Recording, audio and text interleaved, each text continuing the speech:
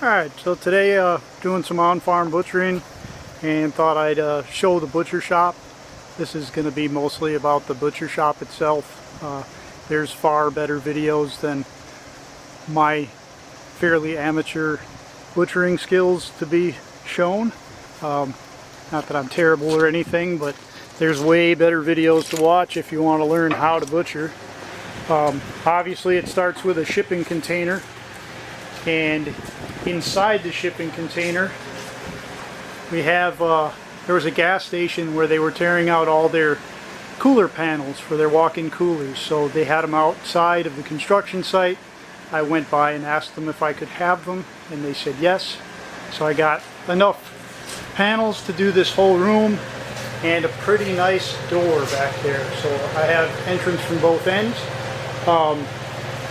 It's all pretty washable. It's not brand new by any means, but free is free. The floor is 2x4s laid on end, and it's filled with hardboard 2-inch insulation, 2 layers. So 4 inches on the floor, 4 inches on the wall, and then the ceiling is made of a 2x6 framework that spans from the top of the panels, both sides, and it's filled with 2-inch insulation boards as well, 4 inches. And then I lag bolted this 4-inch I-beam every 16 inches into the ceiling framework. And I have a beam trolley with a chain hoist, and it's holding a pretty big hog right now that I just butchered this morning. They're just got her hanging to cool overnight. I have a table. The entire top of it is UHMW. Basically the same thing that cutting boards are made out of. Metal framework, nothing big. Just made it out of some leftover stuff from a job. Got the guts on the table, heart and liver.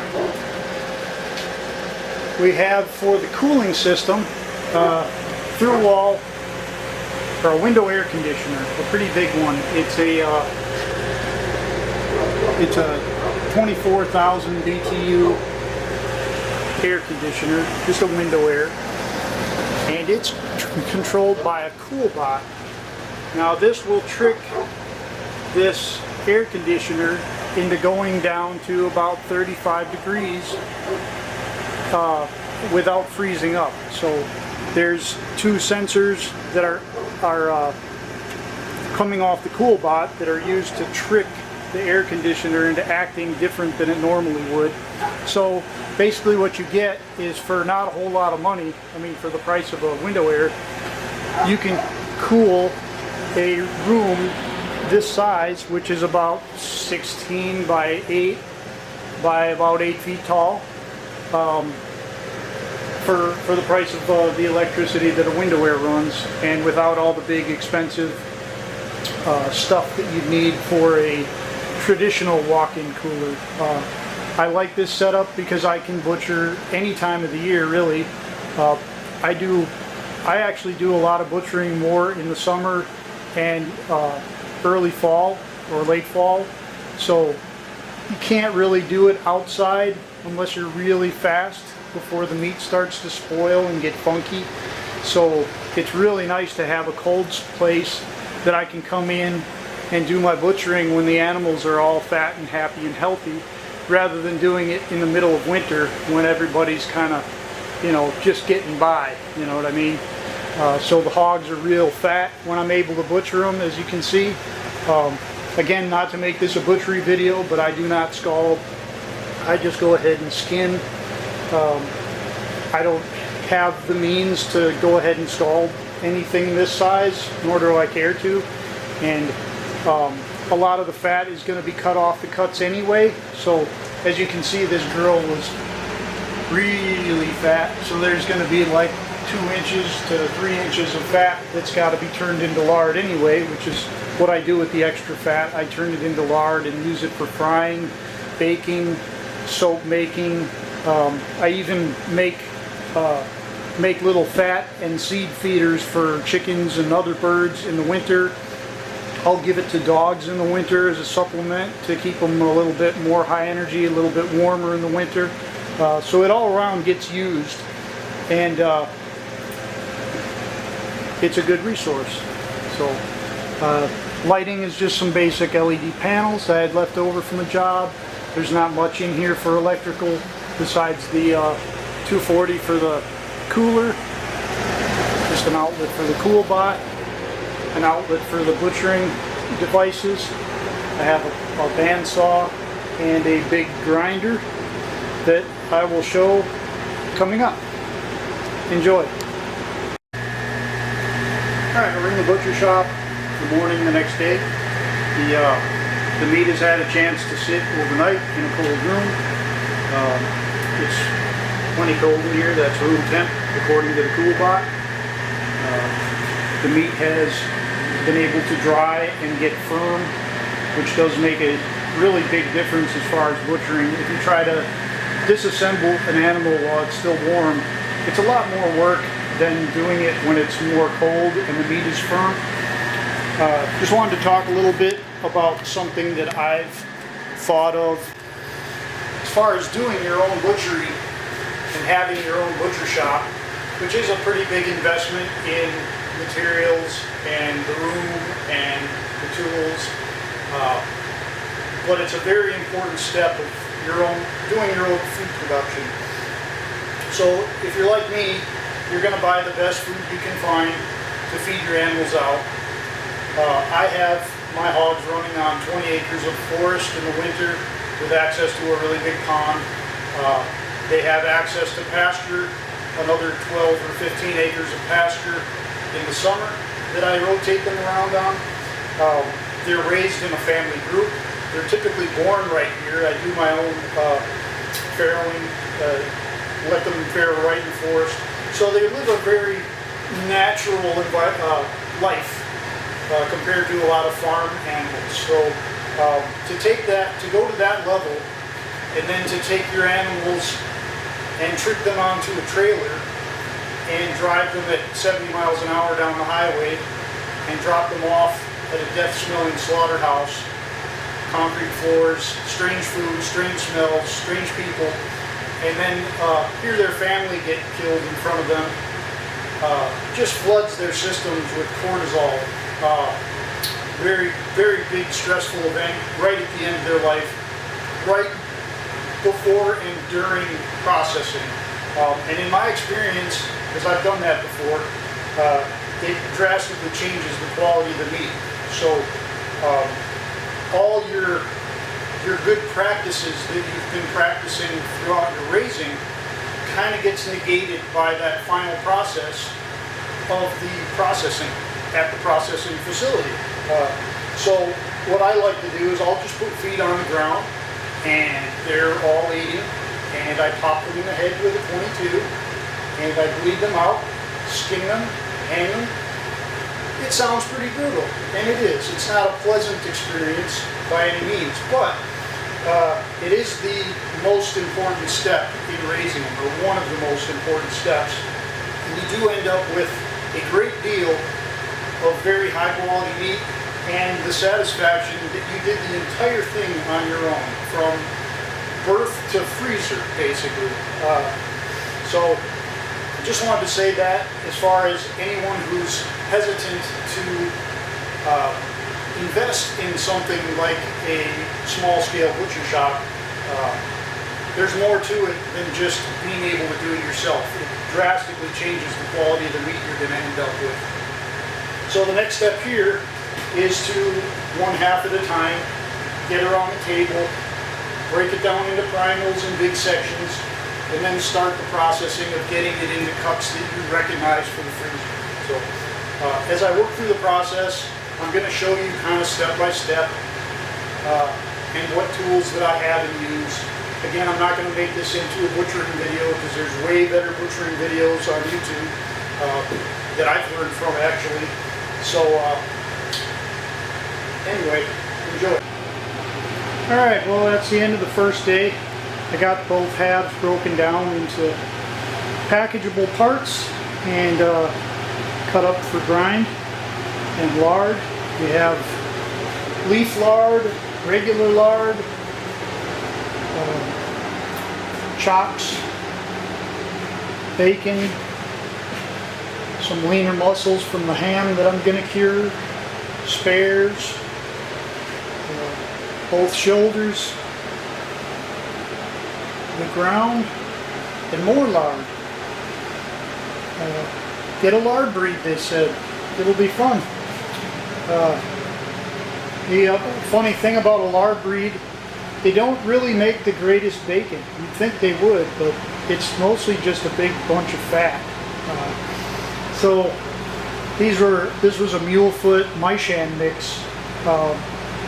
Beautiful animal, very healthy, very sweet, but they grow really slow and they make a whole lot of fat. So if you don't have anything to do with the fat, then I'd recommend raising something that grows a little more lean, on the order of a Duroc or a Berkshire, or what they call the bacon breeds, which tend to make more lean muscle mass rather than fat.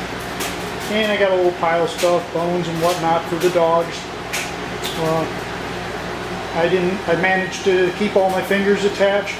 I do use these kind of cut resistant gloves underneath a pair of just regular latex gloves to keep them dry. It's like 40 in here now. I did have the door open, but just me being in here all day working generates enough heat to raise it a few degrees in here. So, but it's still plenty cold enough, and once I leave this, I'm going to leave this sit overnight, come back in the morning, do my grinding and packaging, and get in the freezer, clean everything up, and that'll be it. I'll show some of the grinding and some of the packaging stuff tomorrow. Enjoy!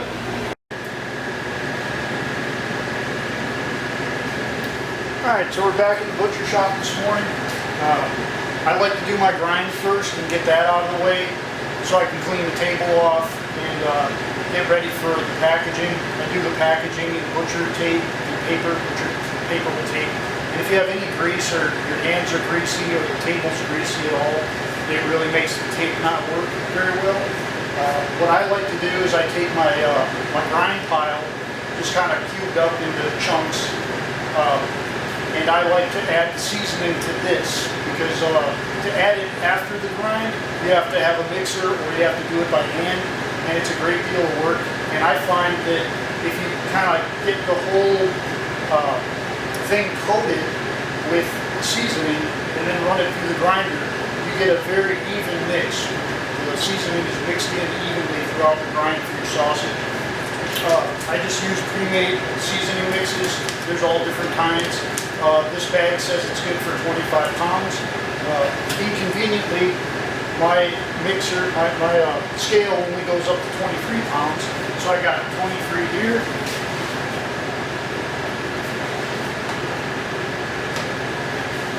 And then I zero that out. And I'll just add in another 3 pounds of meat.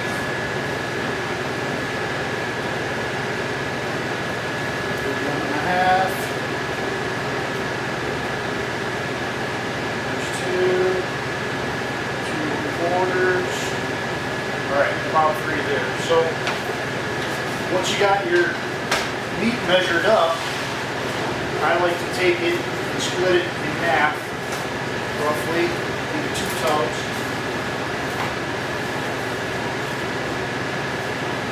And then take my seasoning mix and put half and half on each half.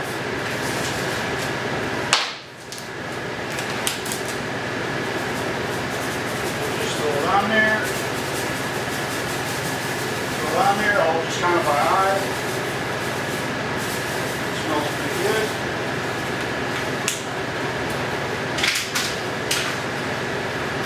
Then I go ahead and just make sure everything gets real nice and coated with the mix. So all the chunks have even coating of the seasoning on them. A little pepper to it.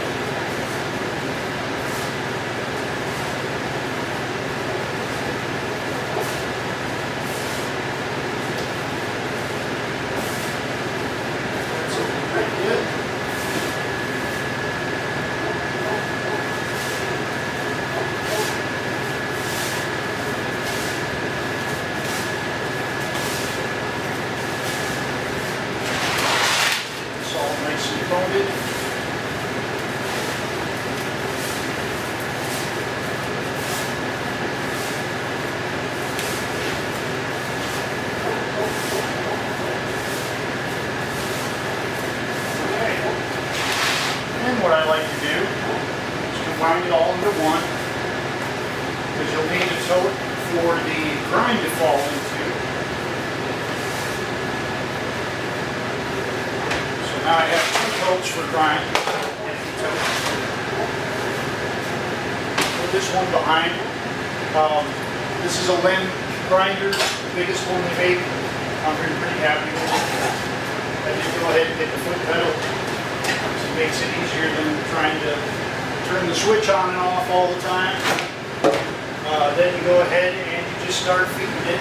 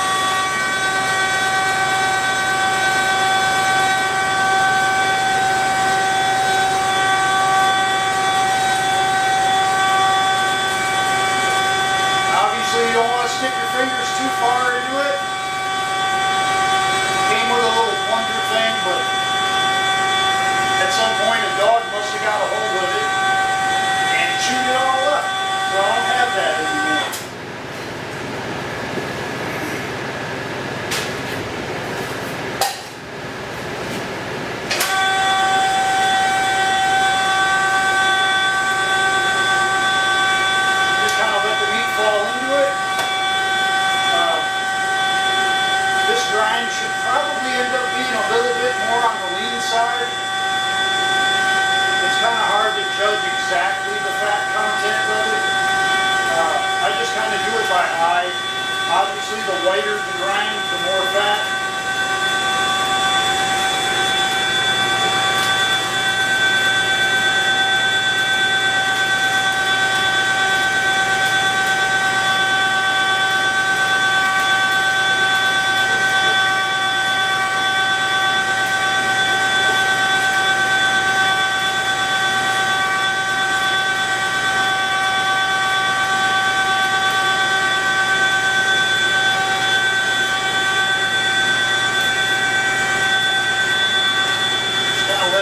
So it distributes evenly in the tote.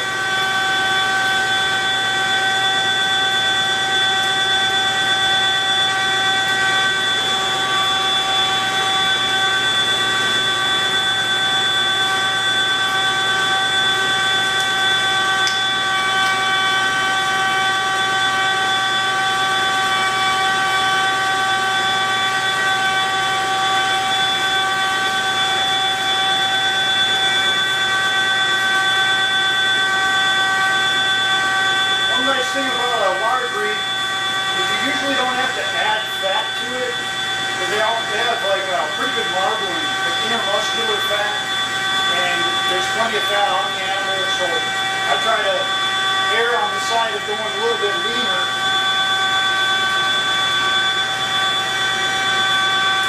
Because otherwise you just end up with sausage that's really fatty. Tastes good, but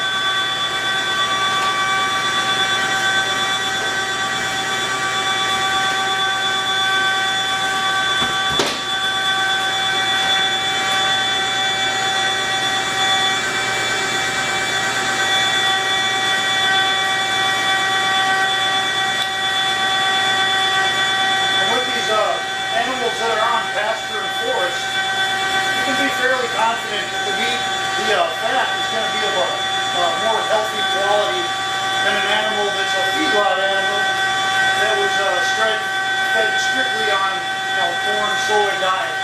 I do supplement mine with a complete feed or with some cracked corn or whatever I get at the co-op. But a lot of this is going to be from the pasture and the forest and their foraging activity.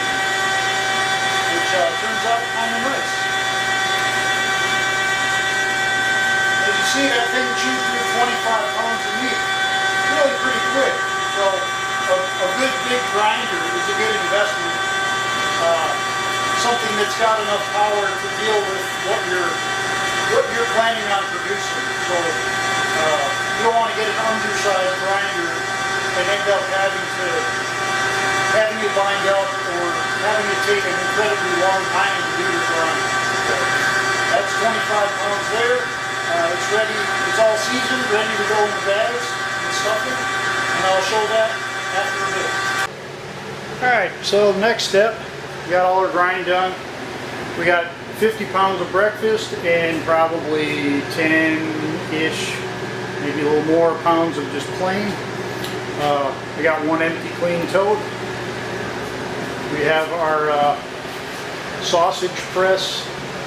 This thing holds, I want to say 15 pounds, maybe it's 12. I can't remember the specs on it. We got a whole bunch of these bags. They're supposedly 2-pound bags. And I closed them off with this tape device that kind of squeezes the end and tapes them up and seals them at the same time. I will mark them with a B for breakfast or a P for plain. So the next step is to load the sausage stuffer with whatever you're going to be packaging at the moment, which I'm going to start with breakfast sausage. This just tips back and you just load it up with your ground.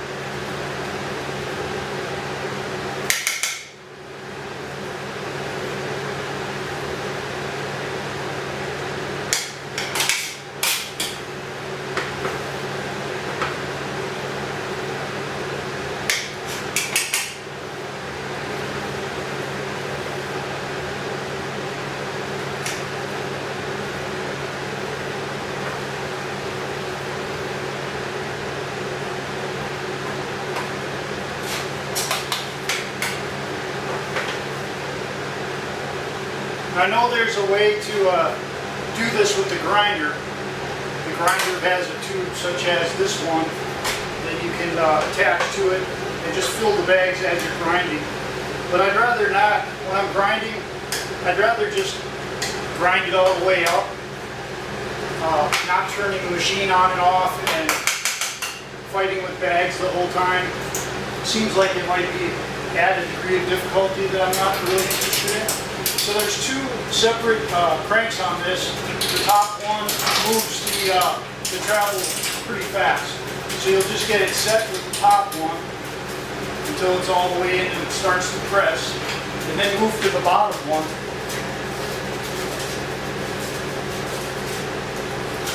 Grab a bag and slide it over the end, all the way to the edge of the bag.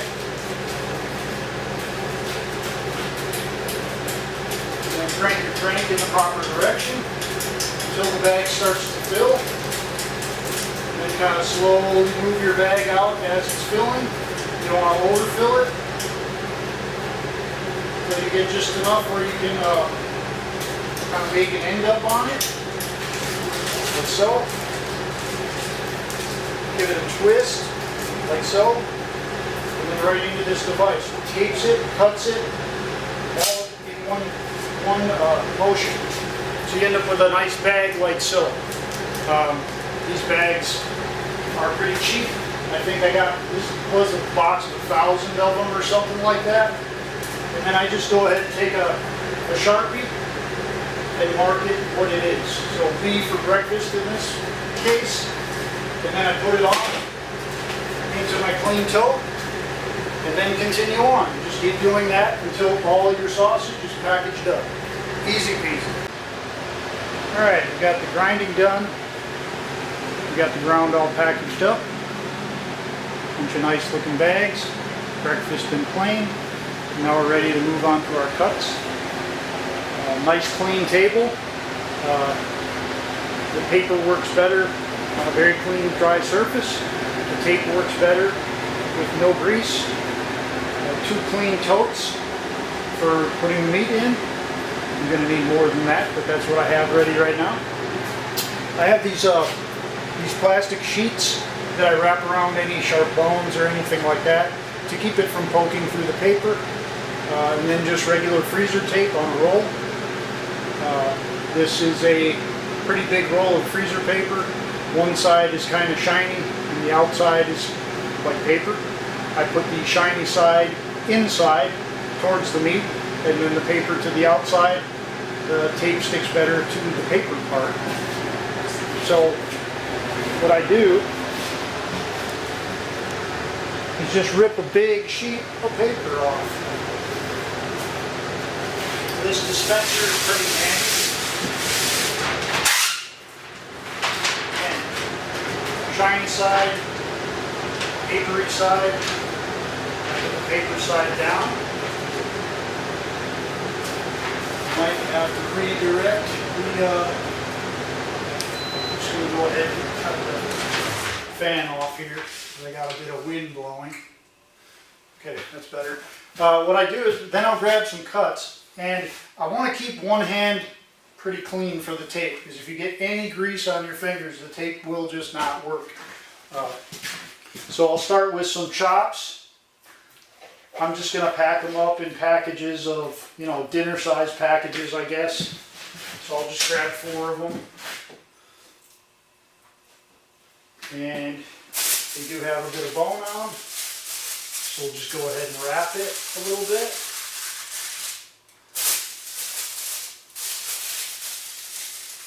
Stack them up real nice.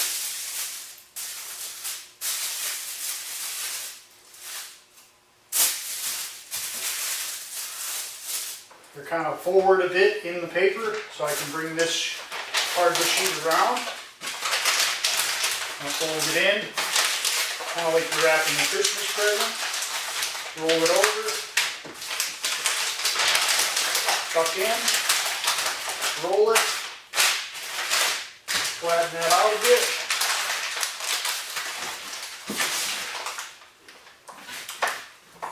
Tape over here. And just tape it up real nice. Now there's other ways to do this, obviously. You can cryovac. This seems to be a very user-friendly way of putting up quite a bit of meat pretty fast. We'll get a marker here.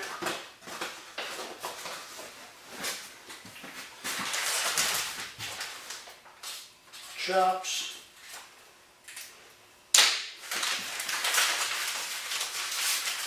There you have it. So just all the meat is all different shapes and sizes. The paper can be conformed to all of it. Not too big of a deal. You'll get the hang of it after a while. Which pieces need what, how much paper, if you're going to roll it on an angle, 2 pieces of paper, whatever you need. Very flexible and very cheap, very easy, and it lasts a good long time in the freezer. I use a deep freezer with no defrost cycle. We probably will go through this in 4 months, 6 months, something like that. So it's a good process. It's not going to last as long as cryovac or shrink wrapping or any of that, but this would take a really long time, probably triple to quadruple the amount of time to go ahead and cryovac this.